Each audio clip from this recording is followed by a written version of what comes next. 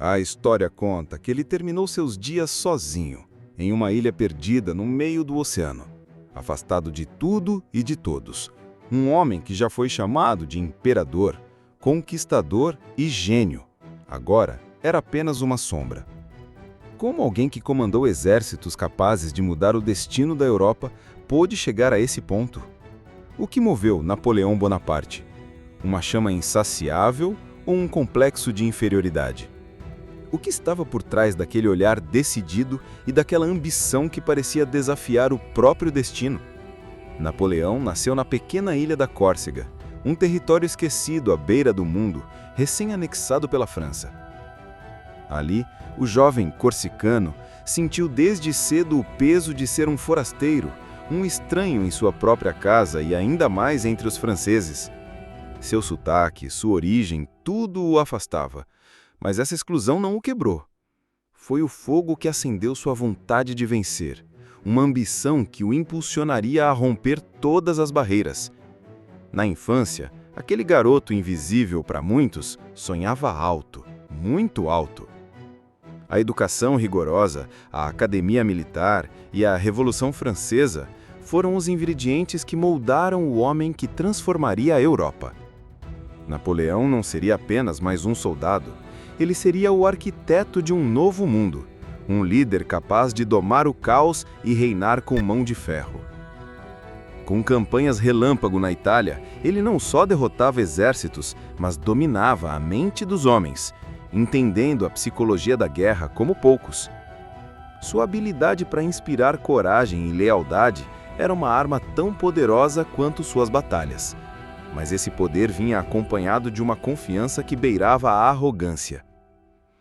Ele queria mais do que a França, queria o controle total da Europa, e para isso, sua ambição não conheceria limites. A coroação, onde tomou a coroa das mãos do Papa e a colocou sobre a própria cabeça, foi o símbolo máximo dessa vontade indomável.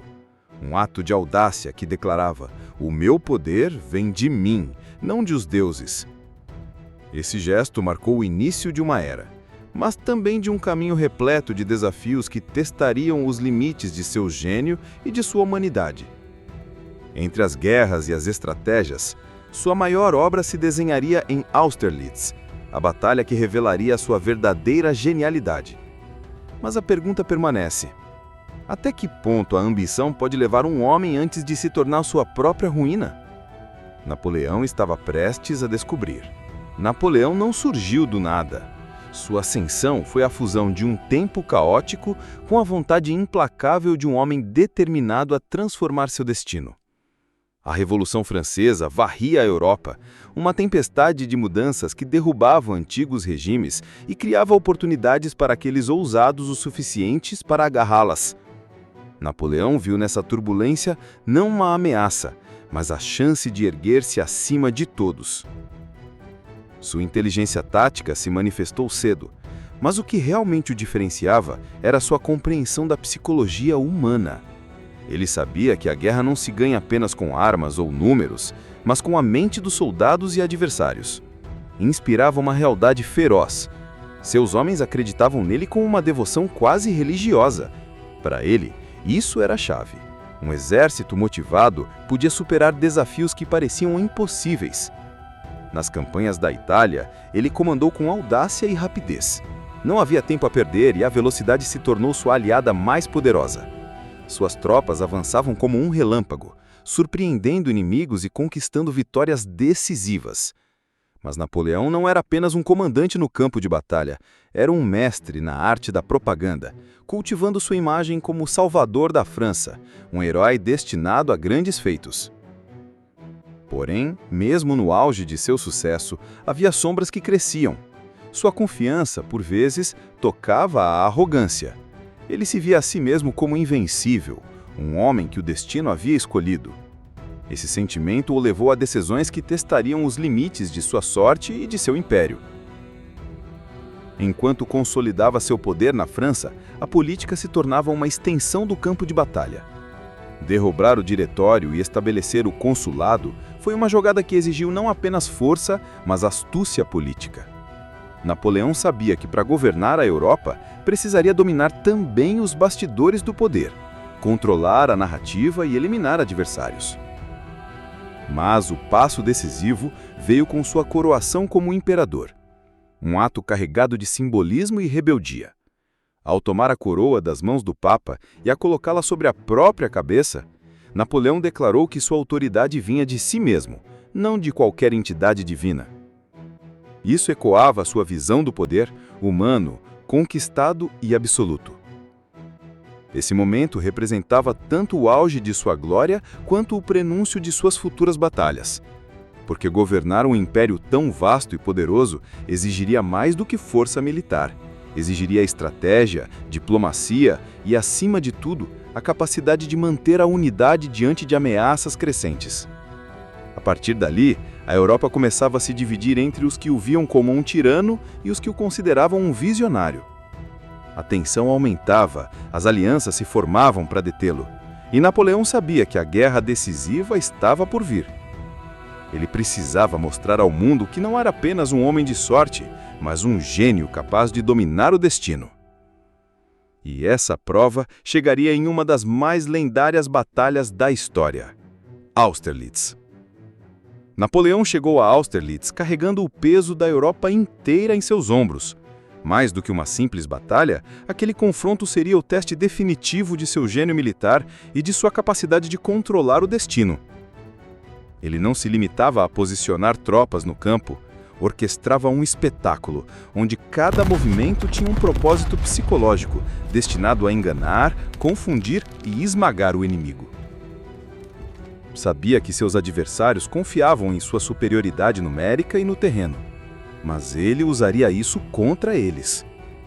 Com uma astúcia fria, Napoleão fingiu fraqueza, recuando e cedendo o terreno, atraindo os aliados para uma armadilha cuidadosamente preparada. Seu plano era simples, mas arriscado: deixar que o inimigo avançasse demais, para depois cercá-lo e destruir sua linha de comando. Enquanto as tropas inimigas avançavam, sentindo-se vitoriosas, Napoleão mantinha a calma absoluta. Para ele, a batalha era uma dança, uma peça de xadrez onde cada passo era crucial. Ele manipulava o tempo, os espaços e até o clima, aproveitando as condições para garantir vantagem. Quando o momento chegou, seu exército lançou um ataque fulminante, partindo para o coração das forças inimigas. O caos se instalou entre os adversários, que foram pegos de surpresa. A estratégia funcionou com perfeição, uma demonstração brutal de inteligência e controle. Austerlitz não foi apenas uma vitória militar, foi a consagração do mito Napoleão, o general invencível, o homem capaz de transformar a guerra em arte. Mas por trás desse sucesso, já se desenhavam as primeiras fissuras de um império construído sobre a ambição desmedida e a busca constante pelo poder absoluto. Apesar do triunfo, a guerra começava a revelar seus custos. A necessidade de manter a supremacia exigia esforços cada vez maiores, e o inimigo, embora derrotado, não desaparecia. Novas alianças surgiam para conter o avanço francês. Napoleão continuava a avançar, mas a linha entre gênio e arrogância se tornava cada vez mais tênue. Cada conquista era celebrada, mas também carregava a semente dos futuros desastres. Ele estava no auge, mas o que aconteceria quando a sorte começasse a virar? Até que ponto sua ambição poderia ser sustentada? Essas perguntas acompanhavam o imperador enquanto sua sombra se estendia por toda a Europa, preparando o terreno para o próximo capítulo de sua jornada. Um capítulo marcado pela ousadia, pela luta contra o inverno e pela devastação da retirada da Rússia. A invasão começou com confiança, como tantas outras campanhas vitoriosas. Mas à medida que o exército avançava, a natureza começou a cobrar seu preço. O frio cortante congelava músculos e corações. A fome corroía o espírito dos soldados. O terreno infinito parecia engolir homens e máquinas, tornando cada passo uma luta desesperada. A resistência russa não se limitava às batalhas diretas. Era uma guerra de desgaste, de fogo e terra arrasada. As tropas russas recuavam sistematicamente, destruindo tudo para que o inimigo não encontrasse recursos. Cidades, plantações, alimentos, nada escapava à destruição planejada. Napoleão assistia, impotente, enquanto seu poderoso exército se via preso num pesadelo logístico. O moral caía, a coesão desmoronava e a crença na invencibilidade começava a se desfazer. O orgulho do imperador transformava-se num silêncio carregado de tensão. A retirada da Rússia foi o início do declínio. Homens que marcharam para conquistar voltavam como sombras, quebrados pelo frio, pela doença e pela desilusão. Esse episódio mostrou o limite do poder humano diante da imensidão da natureza e das consequências da arrogância. Napoleão, que havia desafiado reis e impérios, agora lutava para salvar o que restava de seu sonho. O frio russo não apenas congelou seu exército, congelou o mito do homem invencível. Enquanto a Europa observava, novas forças se alinhavam para enfrentar o imperador caído, em seu maior desafio. A guerra não havia terminado, apenas mudara de cenário. Napoleão ainda teria um último ato para tentar salvar seu império, uma batalha que se tornaria símbolo de esperança, desespero e destino. Waterloo estava chegando. Waterloo, um nome que ecoa através dos séculos como o símbolo do fim de uma era e o colapso de um império que sonhava dominar o mundo. Foi aqui, num campo enlamaçado sob uma chuva incessante, que Napoleão enfrentou sua última e mais desesperada tentativa de recuperar tudo o que havia perdido. Não era apenas uma batalha, era a derradeira prova de sua força, coragem e vontade. Ou talvez o seu maior teste contra a inevitabilidade do destino. Napoleão chegou a Waterloo com o que restava de seu exército. Homens exaustos, cansados, mas ainda carregando a chama de um líder que nunca desistia. Do outro lado, um exército unido, liderado pelo Duque de Wellington e pelo Marechal Blücher, determinados a pôr fim à ambição do imperador francês. A tensão no ar era palpável, um silêncio carregado de expectativa antes do caos. A chuva fina transformava o campo num lamaçal traiçoeiro, dificultando o movimento das tropas e das armas. Cada passo era um desafio, cada avanço um risco calculado. Napoleão sabia que precisava agir rápido, que a vitória dependeria de sua habilidade para ler o campo e para explorar as fraquezas do inimigo. A batalha começou com um estrondo dos canhões, o grito dos soldados e o choque das forças que se enfrentavam com uma ferocidade brutal. Napoleão comandava com a experiência de um homem que havia vencido tantas guerras, mas a pressão era imensa. A chuva não dava trégua, o barro sugava a força das pernas e o relógio parecia correr contra ele. Em meio ao tumulto, as linhas francesas resistiam, avançavam e recuavam enquanto os comandantes buscavam uma abertura. Mas Wellington e Blücher demonstraram uma resiliência e coordenação que surpreenderam o imperador. A chegada dos prussianos no momento decisivo virou o jogo. O exército francês, já exausto e dilacerado, viu suas chances desaparecerem. Waterloo foi a queda definitiva. A derrota não era apenas militar, mas simbólica, o fim do sonho de um homem que quis ser mais que um general, que desejava ser senhor do continente inteiro. Napoleão perdeu não apenas uma batalha, mas o controle sobre seu destino. O imperador foi capturado, exilado para uma ilha remota chamada Santa Helena, onde viveria seus últimos anos sob vigilância, longe dos palácios e das glórias que um dia conquistara. Ali, sozinho, teve tempo para refletir sobre a ascensão meteórica e a queda vertiginosa. Napoleão em Santa Helena era um homem partido, isolado num rochedo remoto no meio do Atlântico, longe do som dos tambores de guerra e das multidões que antes o aclamavam. Ali, a vastidão do oceano refletia o vazio que ele sentia dentro de si.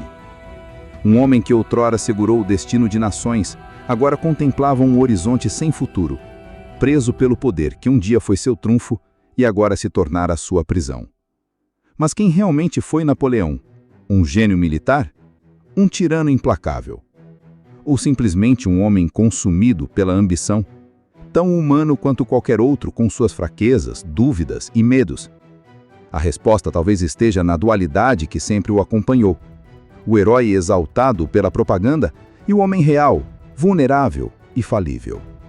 Sua ascensão, de um jovem forasteiro da Córcega a imperador da França, não foi só obra do acaso ou do talento militar, foi também o reflexo de uma época turbulenta, de revoluções e mudanças radicais que exigiam líderes que fossem mais que soldados, visionários, estrategistas e mestres da psicologia das massas. Napoleão entendeu isso melhor que ninguém. Ele não conquistava apenas territórios, conquistava corações e mentes. Mas a mesma chama que o impulsionou para o topo foi a que o consumiu. A arrogância, a crença de que poderia dominar não apenas exércitos, mas o próprio destino, levou-o a erros fatais. A invasão da Rússia, o desgaste constante das guerras, a subestimação dos inimigos que se uniram contra ele, revelaram os limites de seu poder. No exílio, longe das batalhas e do brilho das coroas, Napoleão teve tempo para refletir sobre as suas próprias contradições. O homem que inspirou lealdade absoluta e medo profundo não era invencível. Seu legado é uma história de glória e queda, de ambição e arrependimento. A vida de Napoleão é um espelho para todos nós, um lembrete poderoso de que o poder, por maior que seja, é sempre frágil. Que a linha entre a vitória e a derrota pode ser tênue e que o destino de um homem pode mudar em um instante. No final, o que resta de um império? Apenas uma história. Uma narrativa que atravessa séculos e nos desafia a refletir sobre a natureza do poder, da ambição e do legado. Napoleão Bonaparte foi um homem que tocou o céu da glória e, ao mesmo tempo, conheceu a solidão do exílio. Ele desafiou reis, redesenhou fronteiras e moldou o curso da história, mas também foi refém de seus próprios desejos e limites. Sua vida é um aviso silencioso e poderoso. A mesma força que pode levar um homem ao topo do mundo é a que pode deixá-lo sozinho em uma ilha, esquecido pelo tempo. A ambição sem freios, a sede de poder absoluta carregam consigo o risco da queda inevitável. Mas será que Napoleão foi apenas um tirano? Ou um visionário? Um herói ou um homem comum? Talvez a resposta esteja em cada um de nós, nas escolhas que fazemos, nas batalhas que enfrentamos e nos sonhos que ousamos perseguir. E enquanto olhamos para trás para essa figura tão complexa, somos convidados a pensar: até onde estamos dispostos a ir para conquistar o que desejamos? E que preço estamos dispostos a pagar? Porque no fim, a história de Napoleão é mais do que sobre um homem. É sobre a condição humana, sobre os limites do poder e o eterno conflito entre glória e queda. E assim, a lenda de Napoleão permanece viva, não apenas em livros ou monumentos, mas naquilo que todos carregamos dentro: o desejo de ser grande, a luta contra nossas próprias limitações e a busca por um lugar no tempo. A história contou e seguirá contando enquanto houver quem queira ouvir e refletir. Se você gostou dessa jornada épica, deixe seu like e se inscreva no canal para não perder as próximas histórias que moldaram o mundo. Aqui, a história conta, e ela nunca deixa de surpreender.